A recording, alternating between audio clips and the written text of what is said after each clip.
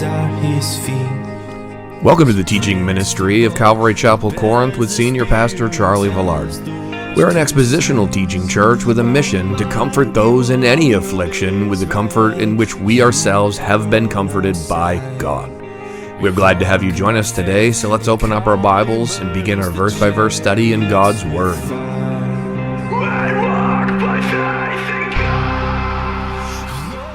I imagine, and we talked about it sort of last week a little bit, I imagine there were many points, even after God himself went and met with Abraham and sat with him and promised him this child. And Sarah laughed and, and he called her on it and was like, why are you laughing? I imagine there were still occasions, much like us, where we were still like, man, God still hasn't fulfilled this. When is it going to be?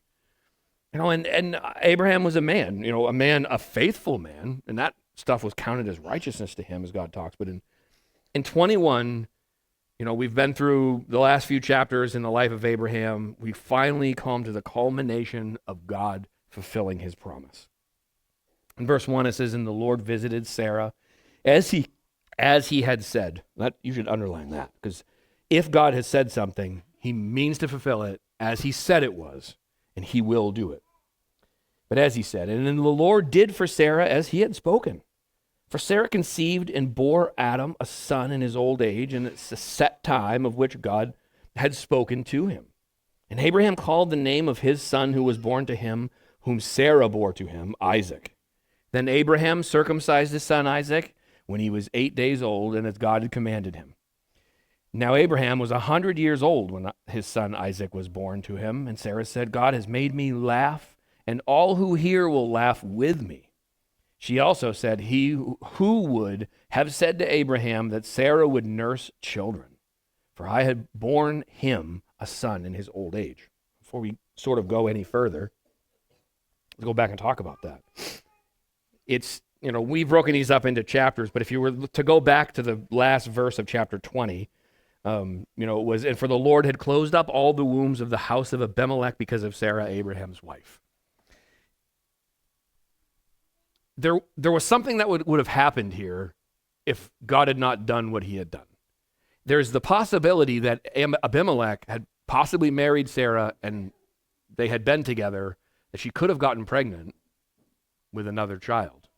But God had promised one child that she would bear of Abraham, and that would be the line of the coming. So it's interesting what he had done here. It says that he had closed up that no children would be born, nothing would move forward there.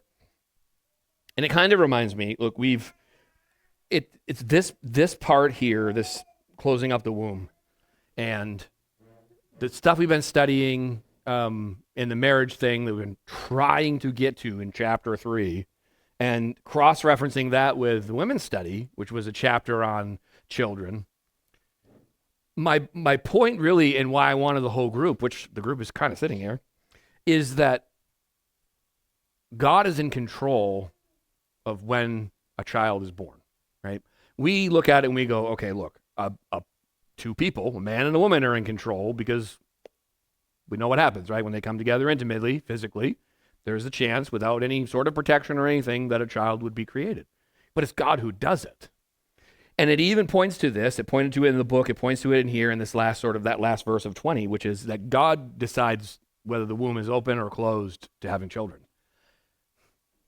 It kind of comes back to this whole, people that have 80 kids. And I'm like, there's kids running everywhere. They look ragged. It's like, man, you are going to be raising kids for the next 70 years. Don't you want to stop at some point and then maybe enjoy your time and your marriage?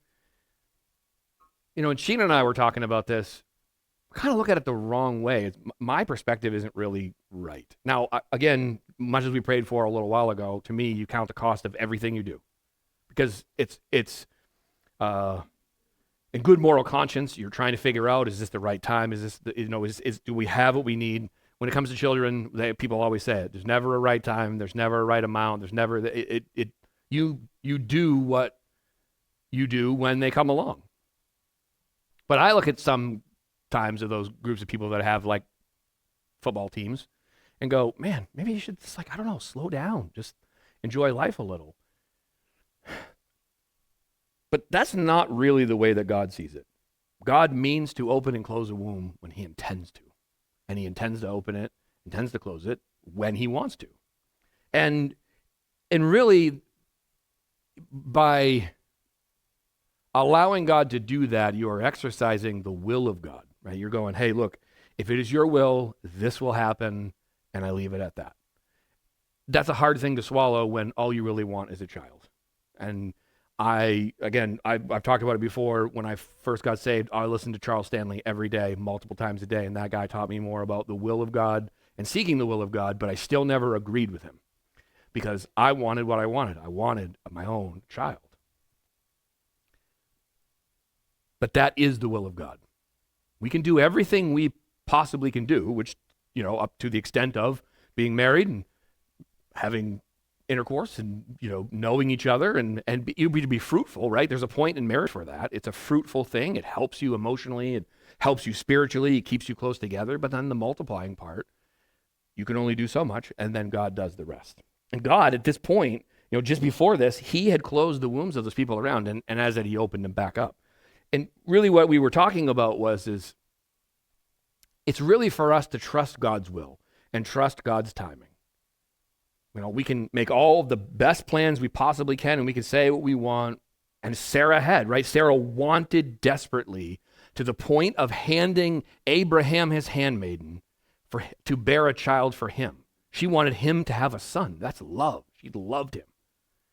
And she also wanted to bear the son for him.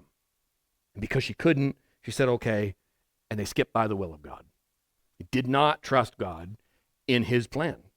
And then later when he comes along and he says to them, hey, you're going to have a child. That's God's promise. And she didn't take it seriously. And that's what God called her on, right? Like, well, hey, why are you laughing? She's like, oh, I'm not laughing. He's like, yes, you are. You're not trusting me. I'm telling you, you will have a son. So kids are a blessing, even though sometimes they kind of really feel like a curse. No offense, anybody. Because you push our boundaries, you test your limits, but God has given you to us for us to raise you right, for us to teach you right, for us to introduce you to God so that you might have a relationship with God, and that we would reflect that. Sometimes you need to obey, even if you don't agree.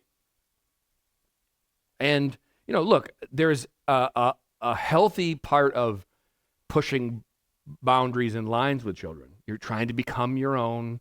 You want to do things on your own. And as parents, it's difficult for us to allow that to occur because we love you and want to hang on to you, but we also have to allow you to do that too, right? Sometime you're going to have to figure out on your own, hey, look, I can tell you that ain't going to work, but you know what? You're going to have to figure that out. But it's right for us to seek God in these situations and trust God's will, right? We leave it up to him. So, we were having this conversation about like birth control and it was, the ladies were talking about it in the women's group. There's an aspect to birth control that can, one, prevent a pregnancy from ever occurring. And then there's a birth control that actually kills a child once it's conceived. And that's a dangerous line to be in. And then there's people that go, well, I'm not going to be on any birth control at all. And honestly, they're kind of right? Because they're trusting God to open and close the womb when he sees fit. I don't know why I'm saying all that at the moment. It's like, I guess I'm telling you, no matter where you are in your life, no matter what's going on, you trust God, right? And you seek God's will, and then ultimately you trust that when he's going to do whatever he's going to do in his timing, we accept that. Lord, you do your thing. And I imagine from the time that this occurred to the time they had that conversation to the time Isaac was born, this first verse of chapter 21, Sarah and Abraham both went, man, I don't think he was telling the truth. I still don't see it happening. Or maybe not. Maybe they were superhuman beings and just went on and going, yep, we're going to wait for that day. But I suspect the way that Moses writes this, the Lord visited Sarah as he had said, and the Lord did for Sarah as he had spoken. It's the reminder that, even in doubt, God does the things that he says. Now, she's out of childbearing years, so which brings up sort of another interesting question. It's like, was Isaac an immaculate conception much like Christ? I know. So I did some studying, and if you look back through it, and other smarter Bible scholars than me, no, he is Abraham's seed. Because one, he was born with sin because of Adam's fall as a regular human being, right? He's a model of Christ in many ways, right? Like a son, a beloved son, one whom Abraham's going to take to possibly sacrifice. But the reason they laughed was because it would both be very difficult for them to be physically intimate at the ages they were at, and two, the body would have stopped producing eggs and all the chemicals that would be needed for it, which is what made it a miracle birth, right? This promised son is a miracle son no matter how you look at it, but he was a physical birth. He was, he had Abraham as his dad and Sarah as his mother. So they would have had to have continued in intimate relations, because she even laughed and was like, well, at this age, I'm going to be doing that? What are you talking about? And he's like, yeah, you're going to do that. There's only one ever, immaculate conception, and that, is twofold. One, it's God's son, and two, he had to come from, no sin passed on from the Father. And so Sarah conceived and bore Abraham a son in his old age, at the set time of which God had spoken to him. And Abraham called the name of his own son who was born to him, who Sarah bore to him, Isaac. Then Abraham circumcised his son Isaac when he was 8 days old, as God had commanded him. And he's off to an awesome start, right? He's following God. God has come through on the promise. He has to be over the moon, thrilled that he's got this son now, which is going to create a problem to some extent. It says, now when Abram was 100 years old when his son Isaac was born. I can't even imagine, like, if you think about when you're like, we have a family member, she got remarried, and the guy's like, I'm not having any more kids, and well, they had another kid, and he's, in his 40s at the time, and he's like, I'm going to be 58 when this kid is graduating. Like, I just not what I wanted to do at this age, right? I kind of want to enjoy my life, want to do that, right? And he's like, it's not like I don't love her. I mean, I love her to death. Wasn't my plan. I can't even imagine thinking about 18 years when you're 100, but who knows? I mean, maybe at that point, the new 200 was 100 and the new 100 was, the new 50, right? I mean, it could be like 40 for us when he's 100, but he's clearly a lot older. I imagine he's moving slower. He's doing things slower. So imagine having a kid in another 16 years for at least, back then it wasn't 18, right? It would have been 13, 14 that they become a man at and they go off into life, but still, that's crazy. But, right, Abraham's, I'm sure, like I said, over the moon, right? He has a couple things have happened. The rightful heir has been born to inherit his things. God's promise has been completed now for him. And that faith has been restored. That faith has been, come to its completion for him. So he no longer has that. And now he has all this hope for his kid, right? He's going to spend however many years now raising him as a son, teaching him the ways of God, getting him ready for life, finding out what his skills are.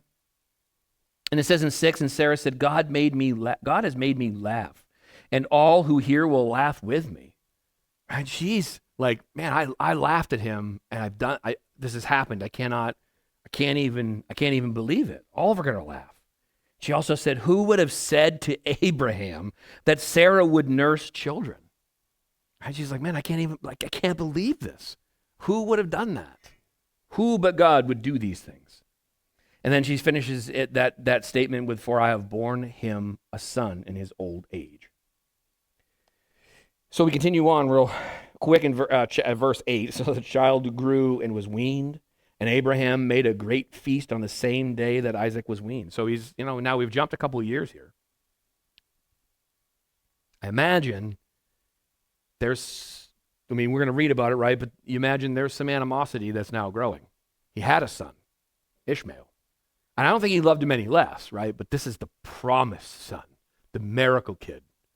And there's going to be this whole dividing point here. But he said, as he did this, Sarah saw the son of Hagar, the Egyptian, whom she had borne to Abraham, scoffing. So he's weaned, he's off of milk, he's probably eating food. Abraham's bringing a big feast in. And Sarah sees Ishmael, and she's probably been watching him. No, moms are, you guys, you're smart, right? Women have that women's intuition, right? To me, this is God's spirit going like, look around, look, might be something happening there. Or this really irrational fear that something's going to happen to your kids, so you just watch over them like a helicopter hawk. Fair, probably. That probably a mix between the both of those things, but a mom knows, right? She can sense it, and she looks at him, and she sees him scoffing at her son. Right? So there's this dividing point already here. Therefore, she said to Abraham, and I don't imagine, I mean, maybe she's a type that as soon as something happens, she goes way overboard and over-dramatizes things. Or this has been happening for a long while, and she's finally at her breaking point with what's happening here. So she goes to Abraham, and she says to Abraham, cast out this bondwoman and her son, for the son of this bondwoman shall not be the heir with my son, namely with Isaac. And the matter was very displeasing in Abraham's sight because of his son. I imagine he's probably conflicted to some extent here, right? Like, he wants good for both his kids. He's a dad. That's what he wants, right? And both kids are different. They probably have different gifts. They have different paths in life. God has already promised Ishmael a people and a place. But he's promised son Isaac something different, right? Abraham is the father of nations. I don't know that God has had this conversation, intimately with him that, like, well, a savior is going to come into the world, but he said, I'll make you a father of many, great nation, people, right? God's looking so far off into the future. Ishmael, he's going to have a people, but Abraham's probably like, what am I supposed to do? You can't ask me to do this. Right? I mean, I'm responsible. I've done this. I got to take care of them. But what's happening to his son, he doesn't want that happening either. But God said to him, man, this is awesome. God reassuring, do not let it be displeasing in your sight because of the lad or because of your bondwoman. Whatever Sarah has said to you, listen to her voice, for in Isaac your seed shall be called. Yet I will also make a nation of the son of the bondwoman because he is your seed. Don't be upset. Don't be displeased. Send them about your way. Listen to your wife. Maybe that's what I'll name this teaching. Listen to your wife. But he says, I'm going to bless him. I'm going to make him a nation. Don't worry about it. But for your son Isaac, something totally different is going to happen. And so Abraham rose early in the morning. He took bread and a skin of water, and putting it on her shoulder, he gave it and the boy to Hagar and sent her away. Then she departed and wandered in the wilderness of Beersheba. And the water in the skin was used up, and she placed the boy under one of the shrubs. Then she went and sat down across from him at a distance, about a bow shot. For she said to herself, let me not see the death of the boy. Right? So she's losing hope. She's out in the wilderness. She's been, sent away from where she lived and what she's known, the comforts of all that. And the water is now, dried up. She's probably been walking, and she sits him down under the shade, and then she's going to be alone and going, look, she's like, Lord, don't let my son die. Right? It's a mother. It's a mother's heart. She lifted her voice and she wept. And God heard the voice of the lad. Then the angel of God called out to Hagar out of heaven and said to her, what ails you, Hagar? Fear not, for God has heard the voice of the lad where he is. Arise, lift up the lad and hold him with your hand, for I will make him a great nation. Reassuring her and promising her, this is not the end for you, not the end for your son. It's going to be an interesting turnout to see how this whole thing really, this is the beginning of a battle that still rages today. In 19, he says, then God opened her eyes, and she saw a well of water. She went, and she filled the skin with water and gave the lad a drink. So God was with the lad, and he grew, and he dwelt in the wilderness, and he became an archer. He dwelt in the wilderness of Paran, and his mother took a wife for him from the land of Egypt. It came to pass at that time, Abimelech and Phicol, the commander of his army, spoke to Abraham, saying, God is with you in all that you do. Now, therefore, swear to me by God that you will not deal falsely with me, with my offspring, or with my posterity, but that according to the kindness that I have done to you, you will do to me and to the land in which you have dwelt. So, to an extent, Ishmael, he's grown up. He goes off for time, and he trains. He becomes an archer. He gets a wife. We sort of see for a season or time that story's sort of going to end. And at that point, we're kind of switching back now to Abraham and Abimelech having this conversation. Abimelech's like, look, I dealt kindly with you. Don't lie to me again, right? We're moving forward. Deal kindly with me as I have done with you. I forgive you, but let's not have this happen again. He says, 24, and Abraham said, I will swear. And then Abraham rebuked Abimelech because of the well of water which Abimelech's servants had seized. So it's just like, okay, no, we're good. But by the way, I'm going to correct you now, rebuke you. And Abimelech said, I do not know who has done this thing. You did not tell me, nor had I heard of it until today. It's a cool little lesson in this, right? And how we deal with people. We can't let things fester and then decide to have a conversation. Because when we do, and it comes out, this rebuking, right, you're just like, whoa, where did this come from? I don't even know what you're talking about. I have no dealing in this. We kind of go into this, they know about it. When I tell them, they're not going to be surprised. They have to know. We build up this whole scenario, and he's going, I don't even know what you're talking about. So Abraham took sheep and oxen and gave them to Abimelech, and the two of them made a covenant. So he's like, okay, I'm not going to lie to you. So now I'm going to address you, but I'm going to rebuke you. So I'm not dealing kindly with you. And then he goes, okay, hang on. Here's some oxen. Here's some sheep. I'm sorry. You didn't know. And Abraham set 7 ewe lambs of the flock by themselves. And Abimelech asked Abraham, what is the meaning of these 7 ewe lambs which you have set by themselves? And he said, you will take these 7 ewe lambs from my hand, that they may be my witness that I have dug this well. Therefore he called the place Beersheba, because the two of them swore an oath there. Thus they made a covenant at Beersheba. So Abimelech rose with Phicol, the commander of the army, and they returned to the land of the Philistines. Phicol is a commander of the Philistines, right? Who in the future we're going to see where David and Goliath, battle. And this is the Philistines still being really left over from the Nephilim and the Genesis chapter 6, where we see the son of men and the women making children and their abominations. They're connected out to the Philistines. So it says, then Abraham planted a tamarisk tree in Beersheba, and they're called in the name of the Lord. They are called on the name of the Lord, the everlasting God. It's cool. That's a cool, like first mention-ish kind of thing here. Everlasting God. Name of the Lord, the everlasting God. And Abraham stayed in the land of the Philistines many days. Let's end there. We'll continue on next week. It's hard sometimes in the midst of all the battles and the things that go on to see how it's possible that God could even be working in something, especially when everything seems to be working against us, right? Everything we tried to plan, it's not working out the way we should.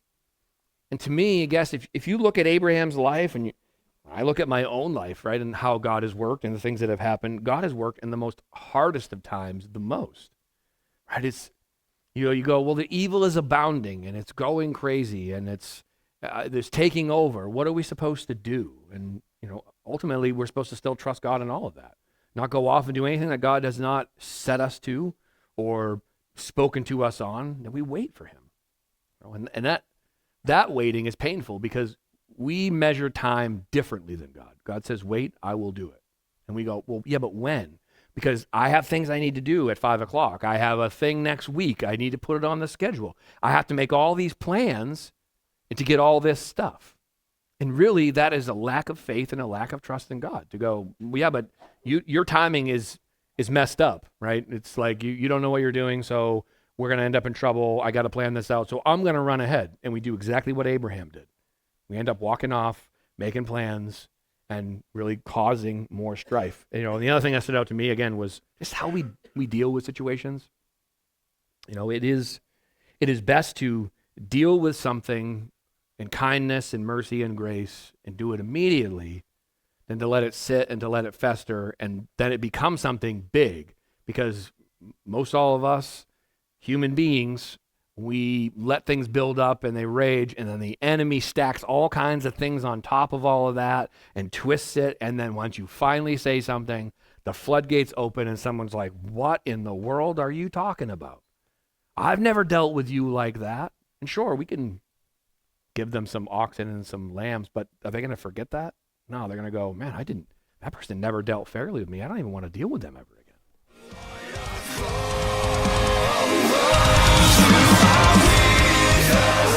Thank you for joining us today. We pray that this teaching has been a blessing to you. If you have any questions or would like to request prayer, you can visit us online at www.cccorinth.org. If you're local, come join us for a service at 125 School Road in Charleston, Maine. We want to remind you that the weapons of our warfare are not carnal, but mighty in God. Remain armored up, and until next time, grace and peace.